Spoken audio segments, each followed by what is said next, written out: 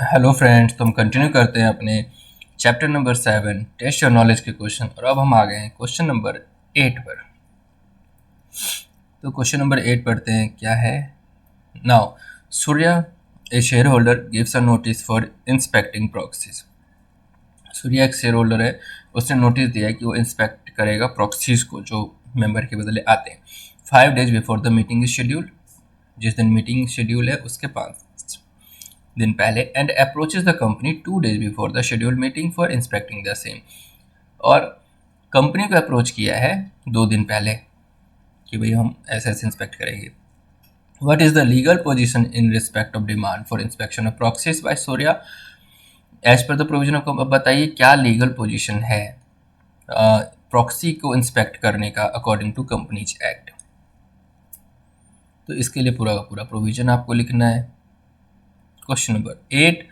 Under Section 105 of the Companies Act 2013, every member entitled to vote at a meeting of the company or any resolution to be moved thereat shall be entitled during the period beginning 24 hours before the time fixed of the commencement of the meeting and ending with the conclusion of the meeting to inspect the proxies lodged at any time during the business hours of the company period not less than 3 days notice in writing of the intention so to inspect is given to the company। कोई भी बंदा, कोई भी member अगर company में meeting कर रहा है, मतलब वोट करने के लिए राइट है, ठीक है ना, तो वो 24 घंटे पहले कर सकता है प्रॉक्सी की इंस्पेक्शन। लेकिन उसके लिए जो वो नोटिस दे देगा वो होगा नॉट लेस देन 3 days, मतलब 3 दिन से कम का नोटिस नहीं होना चाहिए। तो वो कभी भी मीटिंग मतलब 24 घंटे पहले कभी भी इंस्पेक्शन कर सकता है। Now in the given case Surya has given a proper notice. Surya ने प्रॉपर नोटिस दिया है, therefore validity of notice can not be denied. तो नोटिस की जो वैलिडिटी है वो गलत नहीं है। However such inspection can be undertaken only during the period beginning 24 hours before the time fixed of the commencement of the meeting. तो meeting जिस दिन है उससे 24 घंटे पहले में वो बस वो इंस्पेक्ट कर सकता है with the conclusion of meeting. और जब मीटिंग एंड हो रहा है, कंक्लूड हो रहा है, उस टाइम तक कर सकता है। Now in view of the above provision Surya can undertake the inspection only during the above mentioned period and not 2 days prior to the meeting. 2 दिन पहले नहीं ले सकता है। तो नोटिस तो उसका ठीक है, लेकिन जो वो कर रहा है प्रॉक्सी की इंस्पेक्शन वो नहीं कर सकता है 2 दिन पहले। वो within 24 of the date, जिस दिन वो मीटिंग है 24 आवर्स पहले, और फिर जिस दिन वो मीटिंग है मीटिंग कंक्लूड होने तक कर सकता है। Question number 9।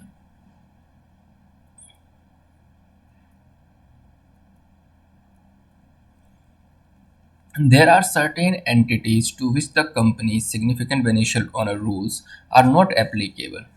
List them. कुछ एंटिटीज़ हैं जो कि कंपनीज रूल्स 2000 जिन पर to which the companies rule 2018 are not, मतलब जिसके ऊपर कंपनी का रूल जो 2018 है कंपनीज रूल वो एप्लीकेबल नहीं है। तो बेनिफिशियल ओनर रूल है ये। अब बताइए वो कौन सी ऐसी कंपनीज पे ये एप्लीकेबल नहीं है। तो पढ़ लेते हैं इसका आंसर भी। आई होप कि क्विक रिवीजन में ये वीडियोज़ हेल्प हो रही होगी। हम यहाँ पे कोई चीज़ों को बहुत ही डेप्थ में जाके समझ नहीं रहे हैं, ये बस ये एक रिकॉल हो जाएगा कि हाँ हमने ऐसा कुछ पढ़ा है तो इसके बेस पे क्वेश्चंस ऐसे पूछे गए। Now question number 9।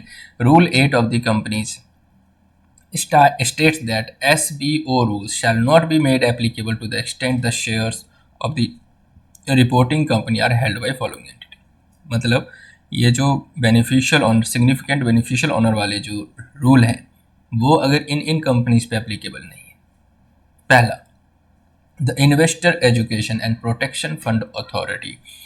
The investor education and protection fund authority पे ये रूल एप्लीकेबल नहीं है बेनिफिशियल ऑनर वाला। Second, its holding reporting company provides that the details of such holding reporting company shall be reported in form number BEN2। अगर कोई holding company है वो report कर रही है फॉर्म नंबर BEN2 में तो भी बेनिफिशियल इंटरेस्ट वाला रूल एप्लीकेबल नहीं है।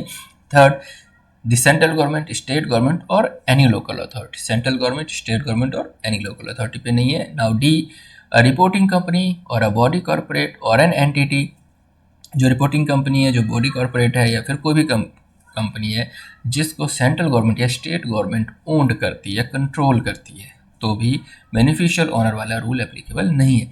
नाउ ई, तो देखो गवर्नमेंट वाले दो पॉइंट हो गए, एक तो गवर्नमेंट की कंपनी और दूसरे में गवर्नमेंट जिस पे कंट्रोल करता है। Now E, SEBI, Security and Exchange Board of India, registered investment vehicles such as mutual fund, alternate investment funds, real estate investment funds, investment trust and infrastructure investment trust, जो SEBI regulate करती है, इन सब पे भी applicable नहीं है। Now f, investment vehicles regulated by reserve bank of India और insurance regulatory and development authority of India, pension regulatory and development authority, इन पे भी एप्लीकेबल। तो ज़्यादा से ज़्यादा नाम जो है वो सब गवर्नमेंट से रिलेटेड है, तो एक दो बार रीड करोगे तो समझ में आ जाएगा, कोई ज़्यादा मुश्किल नहीं है, याद रखना। ना अब हम बढ़ते हैं आगे क्वेश्चन नंबर 10 की तरफ। और क्वेश्चन नंबर 10 क्या है? Infotech limited was incorporated on 1st of April 2018. Infotech limited किस दिन बनी है? 1 अप्रैल 2018 को। No general meeting of the company has been held till 30th April 2020। अगर इसका देखा जाए 1 अप्रैल 2018 को कंपनी बनी है, तो पहले साल की फॉर्मेशन में इसको जो पहली जनरल मीटिंग करनी होगी वो 2019 में सितंबर तक, आई थिंक सो। तो अब लेकिन इसने तो 30 अप्रैल 2020 तक नहीं किया। Now discuss the provision of companies act 2013 regarding the time limit for holding the first. अब बताइए टाइम लिमिट क्या है first annual general meeting hold करने का, and the power of the register to grant extension of time, और कितने से क्या पावर है कि एक्सटेंशन मिल सकती है पहले एनुअल जनरल मीटिंग के केस में। चलते हैं question number 10। According to Section 96 of the Companies Act 2013, every company shall be required to hold its first annual general meeting within a period of 9 months from the date of closing of its financial year. जो closing है financial year की, उसके 9 महीने के अंदर अंदर general meeting होनी चाहिए। Now the first financial year of Infotech limited is for the period is 1st April 2018 to 31st 19। तो 31st 19 में उसका फर्स्ट फाइनेंशियल ईयर हो जाता है। Now the first annual general meeting of the company be held on or before 2019, दिसंबर 31 दिसंबर 2019। तो अब मार्च में अगर हम 9 मंथ्स ऐड कर दें तो 31 दिसंबर 2019 तक हो जानी चाहिए, ठीक है। मैं 30 सितंबर बोल रहा था, नहीं वो 31 दिसंबर है 9 मंथ्स की बात। Now the section further provides that registrar may for any special reason extend the time within which any annual general meeting other than the first annual general meeting shall be held. तो registrar जो है वो extend कर सकता है ऐसे special reason के case में, but other than the first annual general meeting, first general meeting के अलावा की मीटिंग होगी उसमें एक्सटेंड कर सकता है by a period not exceeding 3 month, 3 महीने से ज़्यादा नहीं। Thus the first annual general meeting of Infotech limited should have been held on or before 31 दिसंबर। तो फर्स्ट तो भैया 31 दिसंबर तक हो ही जानी चाहिए, तो उसमें कोई एक्सटेंशन है ही नहीं। Further in case of first AGM The registrar of company does not have the power to grant extension of any time limit। तो फर्स्ट AGM के केस में रजिस्ट्रार ऑफ कंपनी के पास कोई पावर नहीं है एक्सटेंशन देने की, अदरवाइज दूसरे जनरल मीटिंग में 3 महीने की एक्सटेंशन वो दे सकते हैं। Now question number 11।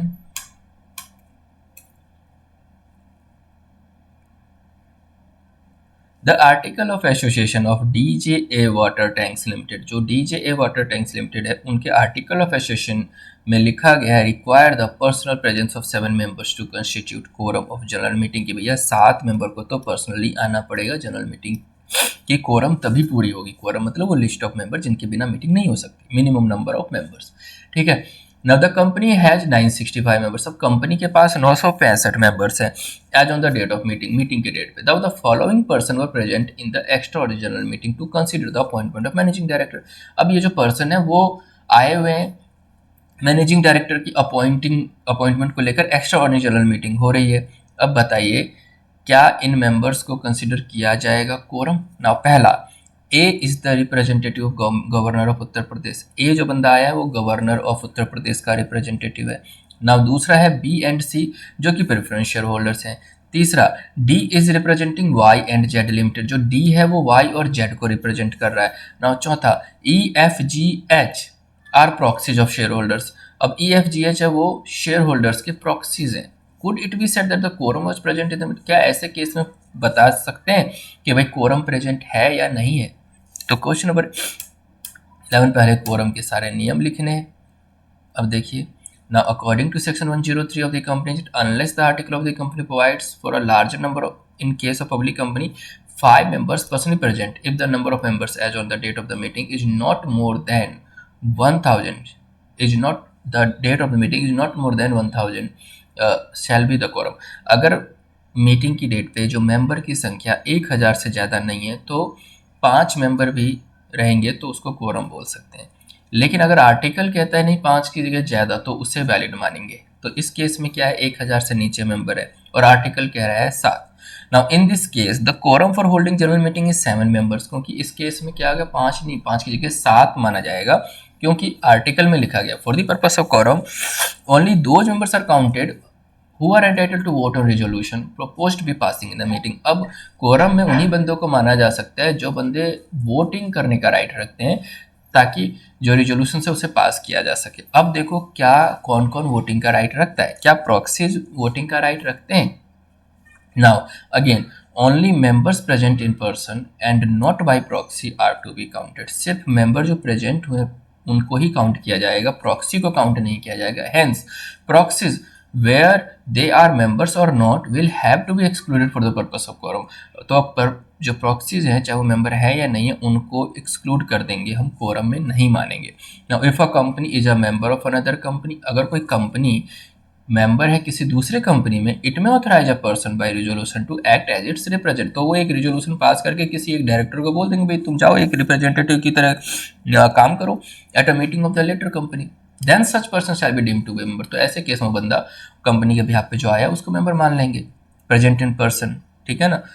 Now third, further the president of India और governor of state if is a member of a company. अगर प्रेसिडेंट ऑफ इंडिया अगर मेंबर है, गवर्नर ऑफ स्टेट अगर मेंबर है तो मे अपॉइंट सच अ पर्सन, तो वो किसी व्यक्ति को अपॉइंट कर सकते हैं और उस पर्सन को भी मान सकते हैं कि ये मेंबर है। Now in view of the above there are only 3 members person present. अगर ये हम लॉ को पढ़ने के बाद हम ये डिसाइड कर पा रहे हैं कि सिर्फ 3 मेंबर ही पर्सनली प्रेजेंट हुए, sorry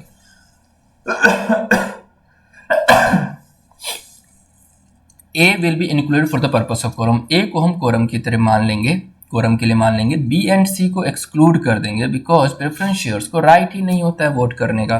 the agenda being the point their rights can not be said to be directly affect, और उसके राइट को कोई इफेक्ट हुआ नहीं है तो प्रेफरेंस शेयर का कोई लेना देना नहीं है। प्रेफरेंस शेयर को तभी मानेंगे जब उसके राइट को कोई इफेक्ट हो रहा है, कोई ऐसा रेजोल्यूशन पास कर रहे हैं। D will have 2 votes, D के पास 2 राइट्स हैं, 2 वोट है for the purpose of quorum as, क्योंकि वो 2 कंपनियों को रिप्रेजेंट कर रहा है तो 2 ये हो गए।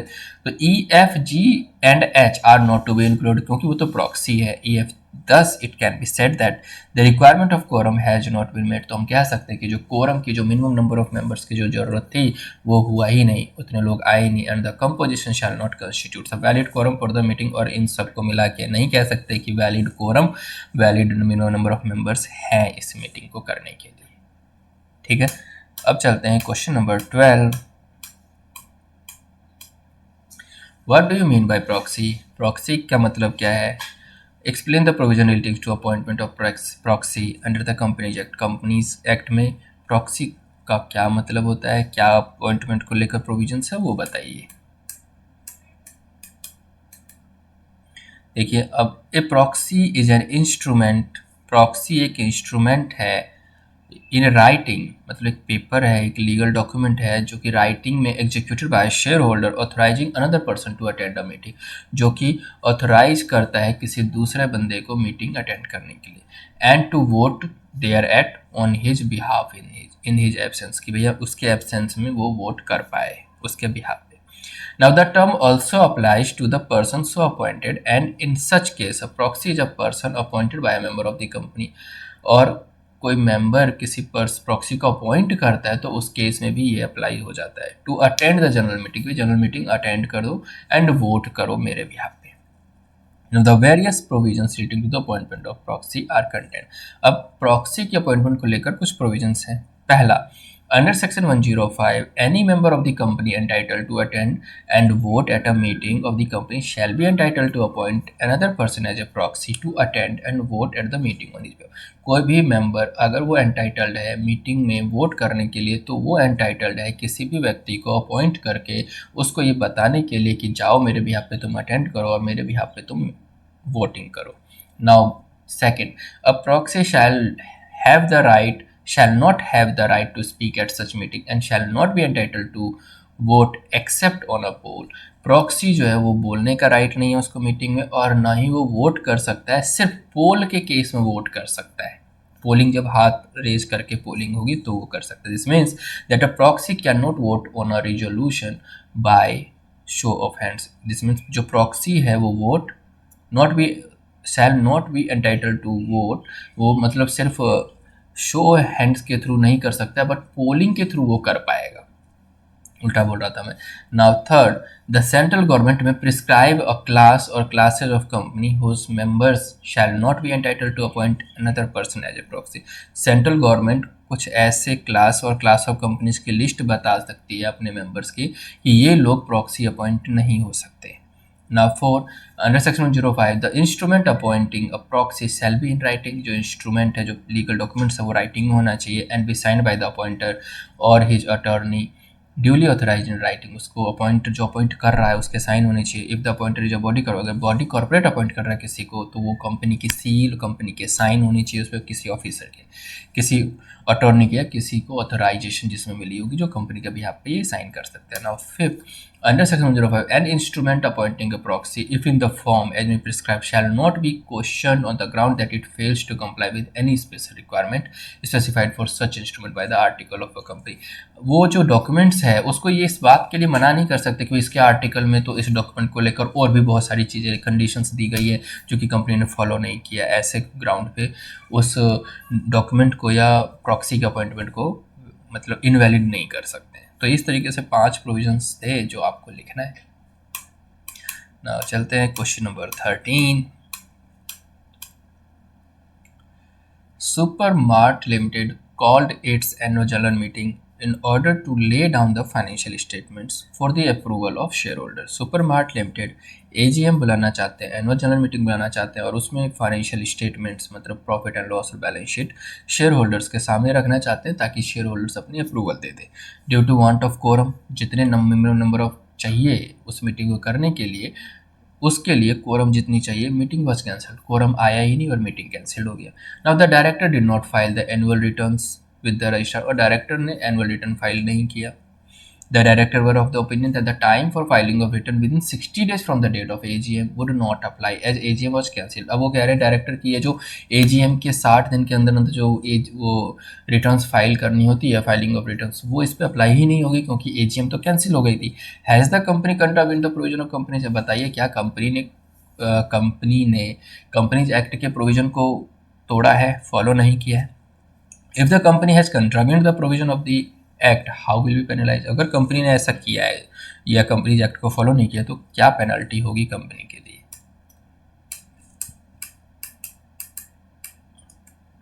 ठीक है।